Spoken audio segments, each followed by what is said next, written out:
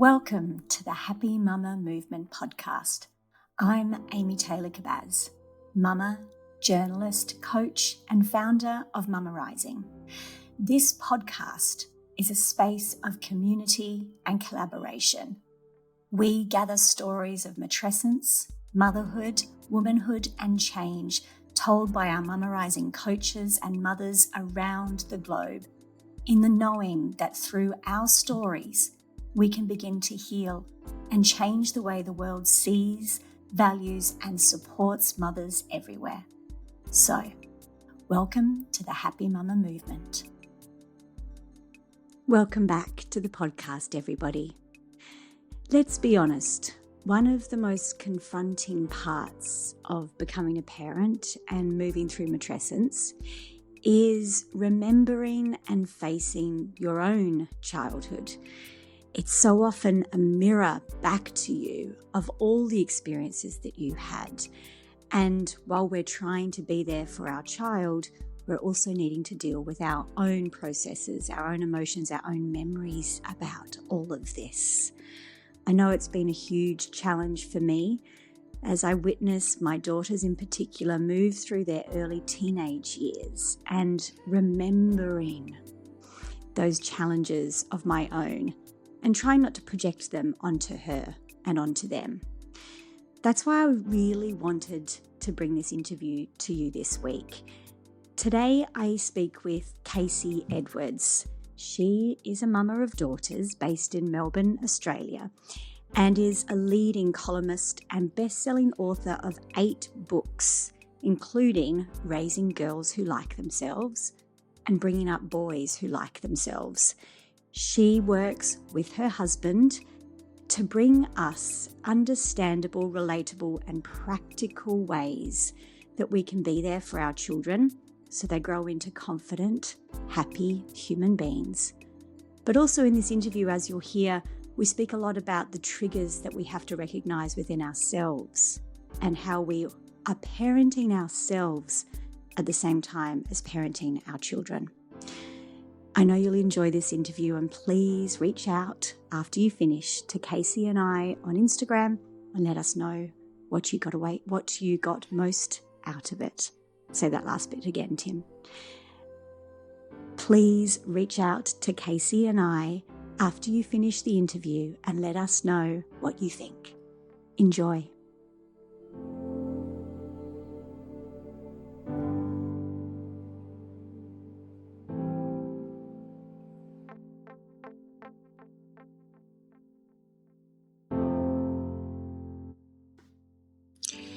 Kasey, welcome to the podcast. Thank you for joining me today. Thank you so much for having me on, Amy. I am a big fan of your work, and I just think that the whole idea of matrescence and what it means to be a mother is something that we need to talk about more, and that will help all women in their journey to motherhood, and even to consider whether or not motherhood is right for them. Exactly. Let's just start from that premise of if this even is something you want to do. But the reason I said yes to having you on the podcast is because of your work around helping parents support their children, whether they're girls or boys, and raise them to be confident and to do this better and differently than we had ourselves. Mm-hmm. And when I heard you talk about that, it really resonated with me because I was an incredibly overwhelmed, anxious, self-conscious teenager, and it's taken me many, many years, probably into motherhood, to find myself. I'd love to hear how you came to this work and how you are now so passionate about doing it differently. Yeah, thank you. That's a lovely lead into this conversation because this is deeply personal for me. So the books Raising Girls Who Like Themselves and Bringing Up Boys Who Like Themselves, I co-wrote those with my husband, Dr. Christopher Scanlon, and we are researchers and writers, and we are also the parents of girls. And the reason Raising Girls Who Like Themselves was our first book, and it was 10 years in the making. And it was inspired by the birth of our first daughter, Violet.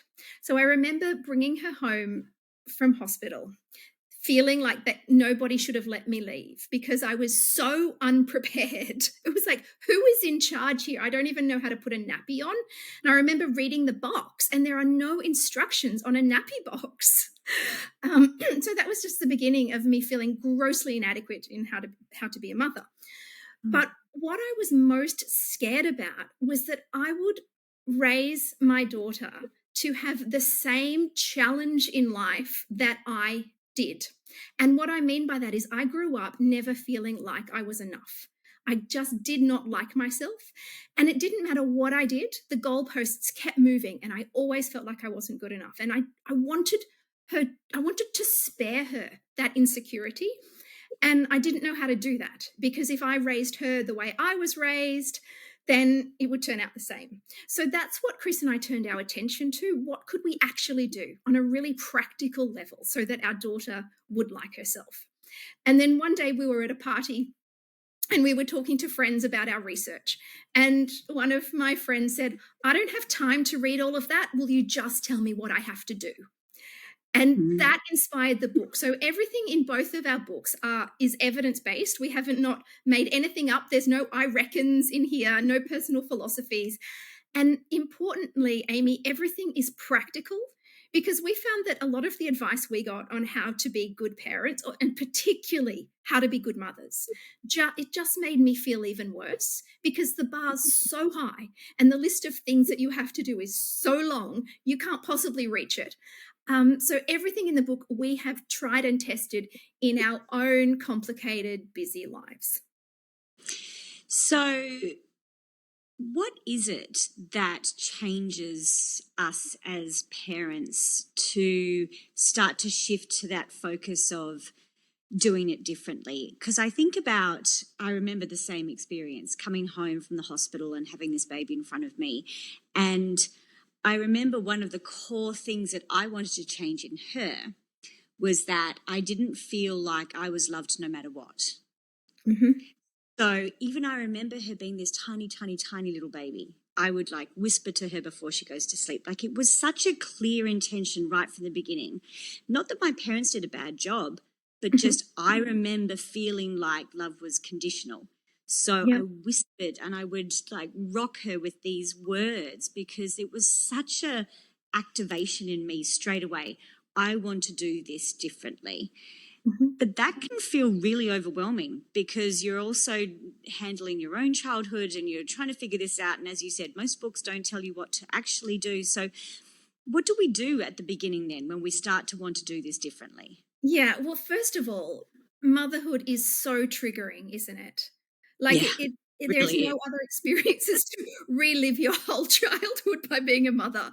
And, something happened to me the other day when someone was mean to my daughter in the playground, and it was like, I was there. I was back in grade 3, and Melanie Bates was being mean to me. I think there was a Melanie Bates at my school. Sorry to all the Melanie Bates. Yeah, but it does. It activates it in us, right? That's like That's the right. trauma response. But it's on steroids, because not only are you feeling your own pain, you project that pain onto your child, and you feel theirs, but also you feel what you think they might be feeling. And so my actual experience in that particular moment was a real lesson to me, because I was way more upset about that than my daughter. And so one of the things we talk about in the book is we call it the giraffe. And it's this strategy that you get to decide who you are. If someone says that you're a baby or you're dumb, if someone says you're a giraffe, does that make you a giraffe? And we've been saying that to our girls their whole lives, right? And so my daughter then goes, well, I'm not a giraffe. And she was cool with that, right? It didn't matter that someone at school said she was dumb. She knew that she wasn't. So I was triggered, and I assumed that she was triggered, but yet she had already had the skills to deal with it. Anyway, so we deal with our own pain. It just brings up all the things that have remained unconscious, like when words pop out of your mouth that you haven't heard or said since they were said to you 20, 30 years ago. So I think how we start our books is actually inviting people to examine their own baggage with looking at what is love to you. what are the things that really make a good parent? What are the things that you really want for your child? Because a lot of people say, I just want my child to be happy. And it's like, do you really? Like, when you really think about it, is that the only thing that you want? And once we examine what our baggage is, we can't always drop it, but we can choose whether or not we're going to unpack it in front of our kids. Oh, I like that. And Yeah. so I have that issue, particularly with body image. I grew up shamed by my body my entire life. My grandmother used to put me on scales and tell me I'd never get a husband. So I really have had a lot of work to do on my body image, and it is still not great. But I know that I made conscious decision that my girls will not learn body hatred from my mouth. Mm. And so even though I have the same thoughts, I don't say them out loud in front of them. Would never weigh myself in front of them. We actually have a rule in our house that we don't ever talk about how bodies look. We only care about what they do. So yeah, I still have my baggage, but my girls don't see it. It's a lot, isn't it? Because, I mean, I've been coaching mums for over 10 years, and it's really confronting when you realize that your shit is coming up through them. And you're aware of that, and you want to do better, and you don't want to pass it down, but you're also incredibly busy, and you've also now got to make school lunches, and then it's the school holidays, and then somebody's sick. And so you know that there's something there for you to process. But life is full and busy, and it can be really hard and heavy for us when we realize we don't want to hand this down, but how am I going to do this? Yeah. How do we do it? Okay, well, first of all, the really good news, and I take such comfort in this idea of good enough parenting, right? Yeah. That's actually the gold standard. Perfect parenting is not even good for kids because nobody else in the world is going to treat them perfectly, right? So it's actually good for them to see you say something and go, I shouldn't have said that. I'm really sorry I said that. Or you come back the next day, I shouldn't have responded like that, and then you make amends, or even just getting it right most of the time. And so what we've done in our book, we're focused on everyday parenting tweaks. So most of the time, what we suggest does not take more time. In fact, often it takes less time. So I'll give you two examples of one thing that doesn't take up any more time, and then I'll give you one that takes less time. The first one is praise. So one of the reasons that girls don't like themselves very much when they grow up is that in so many ways, they are taught that other people get to decide if they are okay. Their whole life, that is the message that they get. They know that they have to please other people. They associate getting more love with making other people happy. And we can teach that to our girls by forcing them to give affection to adults that they don't want to give it to. If they want to kiss and hug grandma and grandpa, that is great. If they don't, and we make them, what we're saying to them is, you don't get to decide if you're okay. Somebody else gets to judge you by whether or not you're pleasing them, right? And that can have knock-on effects to a girl's whole life. I was reading just recently about girls who send nudes, teen girls who send nude photos. The vast majority of them, 97% of them, don't actually want to send them. Why do they send them? They say, because I didn't know I had a choice. And why would they think they had a choice when their whole life they've been taught that not embarrassing someone else, not making someone else uncomfortable is more important than what they want, right? So that's one example. Another one is every time we say to a girl, you're not wearing that, you're not leaving the house looking like that, we are saying what I think about how you look matters more than what you think about how you look. Then we tell girls that they have to be nice to everyone. Everyone has to like them. So again, other people's opinion will determine if they are good enough, right? So that's three things. The other one that we do every single day is give praise just freely. It vomits out of parents of our generation's mouth. When your child comes to you seeking praise, whether it be for what they're wearing, what they drew, their somersault or whatever, and we give it freely, what we're saying to them is, I'm judging if that's okay. I get to decide if that's good enough. Whereas what we should be doing is teaching them that they get to decide if it's good enough. So we call it flipping praise, and it doesn't take up any more time, right?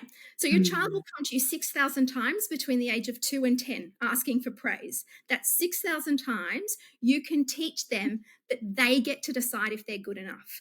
And so what you do is just say, well, that's your drawing, it's your work. So I'm really interested in what you think about that. Flipping Mm. praise. So you're still connecting with your child. You're still showing them that you're interested in what they're doing, but you're implicitly teaching them that they get to decide. And that's empowering. That's how you raise your child to like themselves, is all that power that we teach them to give away to other people, is you pull it back and you get them to keep that themselves. That's flipping praise. The other one, which can absolutely save us so much time, and Chris and I got this really wrong in the beginning, and then we did our research and went, this is nuts, is overscheduling. The Mm. list of what we're supposed to do for our kids to be good parents is so long, which means we are just taxis. We're driving kids from one place to another. We're yelling at them to do their Kumon homework and their violin practice, right? What kids need more than anything is play. The greatest gift that we can give our child is a childhood, and a childhood is play, right? And so that is time where it is not adult led, time that does not have a defined outcome or a learning objective, and it's where time that they control. So we have a lot of concerns with this generation of kids with anxiety and depression. One of the causes of those mental health problems is not feeling like you have any control over your lives. Overscheduled kids, some of them don't control any time in their life at all. They get up, someone's telling them to get ready. They go to school, they're following school rules. They go to extracurricular activities. Even if they love that extracurricular activity, there's still an adult there telling them what to do. They come Mm. home and they have to do their homework. And then you yell at them to eat their dinner when they're tired. Then you yell at them to get in the shower. And then they go to bed. And there hasn't been any time all day that they've controlled where they've actually got to play. And another part of liking yourself is actually knowing who you are, knowing yourself. And the way we learn who we are and what we care about and what gives us meaning, children and adults, is through play. It's through, That's what I was just thinking as you were speaking, that we have children who are overscheduled and overstructured and overcontrolled in that way because that's how we are surviving ourselves as parents. Like when you say we discover who we are through that white space, through that, nothing to do but just be with yourself. I know most of us feel really uncomfortable with that. So here it is again that we do what we need for ourselves for our children as well, because I think this is why it's so confronting. yes, I think so, because we've actually lost the ability to entertain ourselves. See, that's another thing. Once we overschedule our kids and our kids are never bored, we are robbing them of the opportunity to learn the skills to entertain themselves, to daydream, and to Mm. discover new things about themselves and about the world. And for us too. So Chris and I, when we had an activity every day after school, and it's so easy to get sucked into that. It's an arms race, right? And then, your kid comes home and, someone else is doing gymnastics and they want to do it too. And then they want to do karate and it just goes on and on and on. Chris and I were really stressed and unhappy, and our family life was not pleasant. So we made a rule that our girls were going to do swimming and one other extracurricular activity, and that was it. Mhm. And what we did do, and this is an absolute privilege, I know this, is that we prioritized playing in the park the same way we prioritized an extracurricular activity. So, That's say on Wednesday is music lesson day or whatever. So you go, right? Well, on Wednesday it's park day. So you go. mm. And if it's raining, we go to the library instead. And we prioritized play, which also gave Chris and me, well, saved us a lot of money too, just time where we didn't have to run around. And then some days we just came home and left the girls to themselves. Just do what you like. And the other good news is for parents, there's so much talk about the fear of screens. Online play does all the good things for your brain, that physical play does in terms of creativity, stress release, feeling like you control your environment. When you're playing with someone else, all of that good social skills development happens as well. So don't feel bad if your kid is online playing Roblox or Minecraft. Like, that's just I'm sorry, Lego. that's the first time I've ever heard that. Can we just say that again for all of the parents Yes. who feel bad about that? In fact, Really, don't. research shows that the brain gets a similar benefit? Yes, it does. So, because the problem with screens is not the screen, it's what they're doing on the screen, right? So there's three things that your child or we do on screens. The first one is we connect. If your child is talking to someone online, that is the same as talking to someone in person, right? They are still developing social skills. They're learning to negotiate. They're developing intimate connections with people, right? If they are playing a game where they control the rules and the outcome, they are creating. Minecraft is Lego 2.0, right? Wow. So not only do you not feel bad about it, feel good about it, right? And we have seen examples of, particularly for boys, boys do not sit down face to face and have a chat the way girls do. They do that when they're doing something else. And that something else very often is a computer game. So that is when their guards are down and they can form really intimate connections with another kid. And we heard this beautiful story of a mother her son was playing Fortnite, of all things, and she was overhearing, and he said to his friend, "Hey mate, how's your mum doing?" His friend's mum was having chemo. And so here's this beautiful moment between two boys that wouldn't have happened unless they were shooting each other Yeah. in Fortnite, right? But actually, when you say it like that, back in the day, they probably would have been playing cowboys and Indians in the park anyway and shooting each other. Like, it's always been a different version of shooting each other. That's right. And They there is no connect. evidence to say that shooting games or kids playing with guns leads to violence in children. There's none of that. Wow. There's misogyny in some computer games, like Grand Theft Auto, like that is damaging. Misogyny and racism. But playing shooting games, there is no evidence to say that that is bad. And the other thing is we have this romantic idea that we should just send kids outside to play, right? Well, if you sent your boy out to play or your girl, they would be by themselves because there's no kids out there anymore. If you want your kid to play, their playground is online. And that's just the reality of the world that we live in.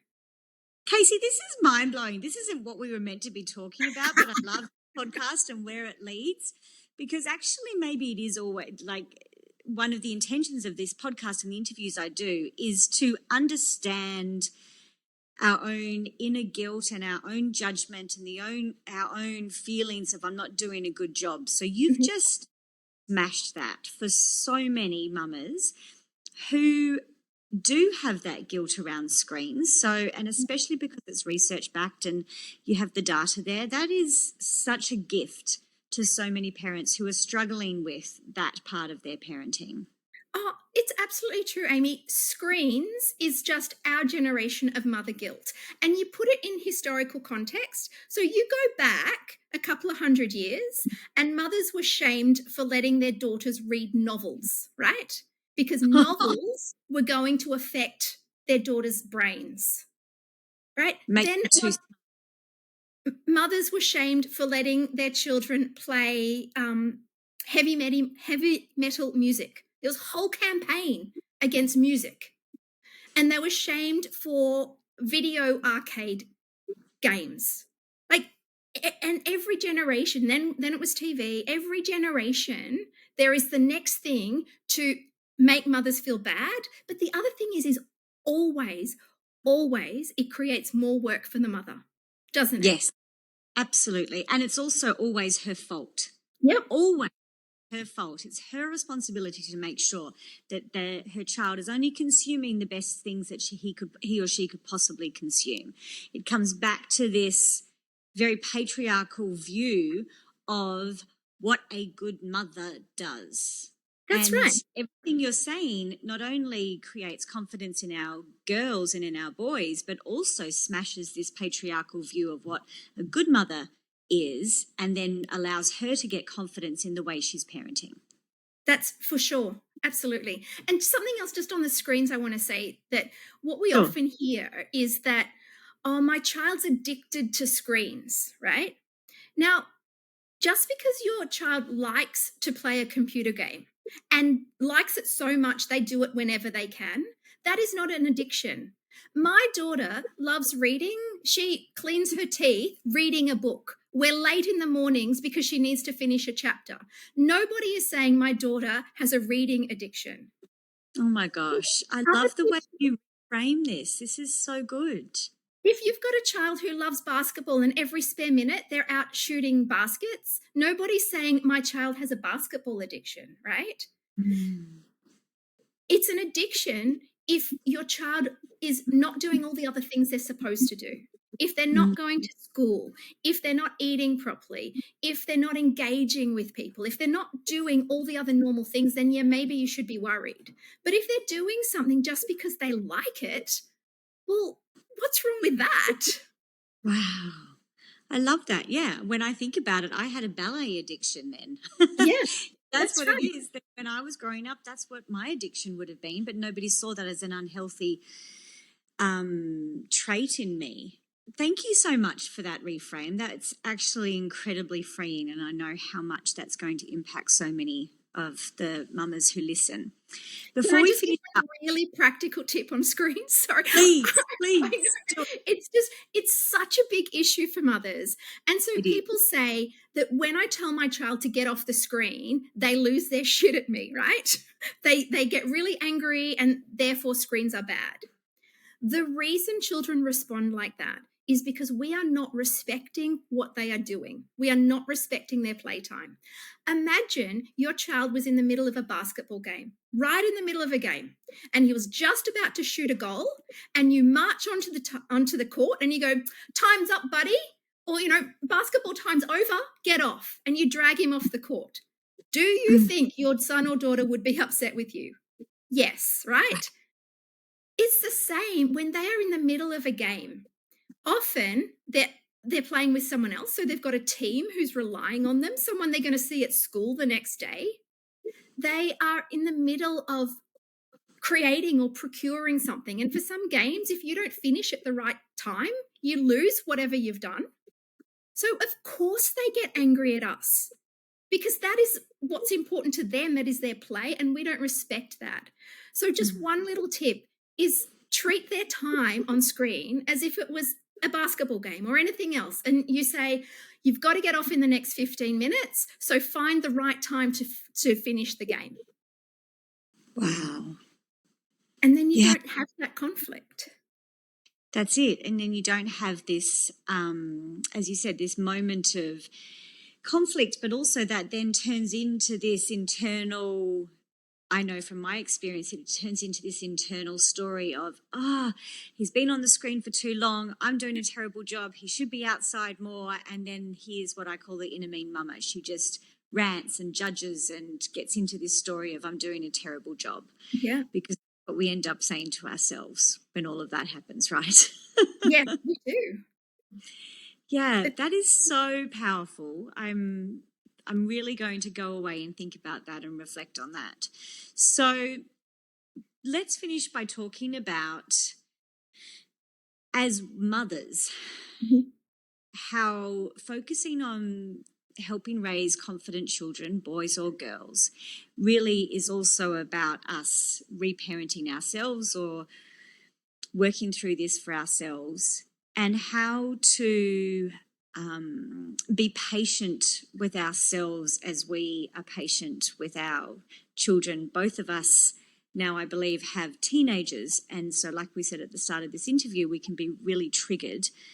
But I want to finish on, I guess, a reflection on when we see ourselves not doing the way that we want to be doing this.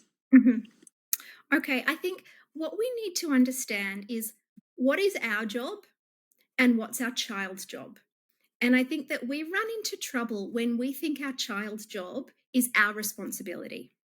And we talk about parenting in terms of stone parenting and seed parenting. Stone parenting, so both of them come from places of love, right? But stone parenting is what mothers are expected to be in our culture. There Mm. is this idea of the perfect child. And it is our job to get out our chisels and chisel away and hack away to create this perfect child. And of course, you can't, that's never going to work because we're Mm. creating what we think they should be. And so we do that with the overscheduling. We do it with impossible expectations. We do it by always feeling like we're failing, right? But what is good for your child and what is good for you is what we call seed parenting. And this is the idea that your child is a precious seed.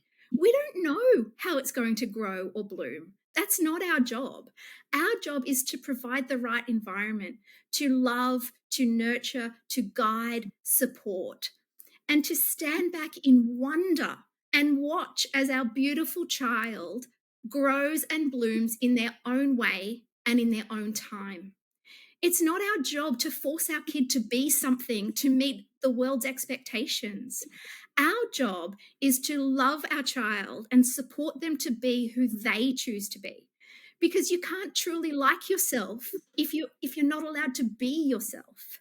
And the Mm. thing is, once we step back and say, I'm going to support you to do you, then we just take all the pressure off ourselves. Yeah. And so a parent of a teenager, a dad wrote to me the other day and he said, I'm enjoying being a dad because I'm not worried about that anymore. You know, the Yeah. teenage years are so much more fun when you don't think you have to control how your child turns out. You just have to Wow. love your child. Wow. That is phenomenal, Casey. I wish I had known that many, many years ago. I mean, I think I got there myself, but man, that was a long and hard process of learning how to love them as they are and not feel like it was my sole responsibility to chisel out this not only healthy and happy adult, but an adult who hasn't experienced any hardships. Because Yeah, that's also what we want to do with that chiseling is protect them and make sure they're that's right. strong, powerful and not bullied and believe in themselves. And to get to that point where you can exhale and look at them and say, I'm so excited to see who you become. Yeah, because it's not our job to create perfect childhoods. Mm. Our job is to raise functional adults who don't need us. Oh, And the way that's we do that is to let our children experience all sorts of adversity and have their back. Casey, this has been incredible and thank you so much for this amazing insight into parenting and motherhood and how we can do this differently. Thank you so much. Everybody, please check the show notes to know how to get both of the books that Casey and her husband have written.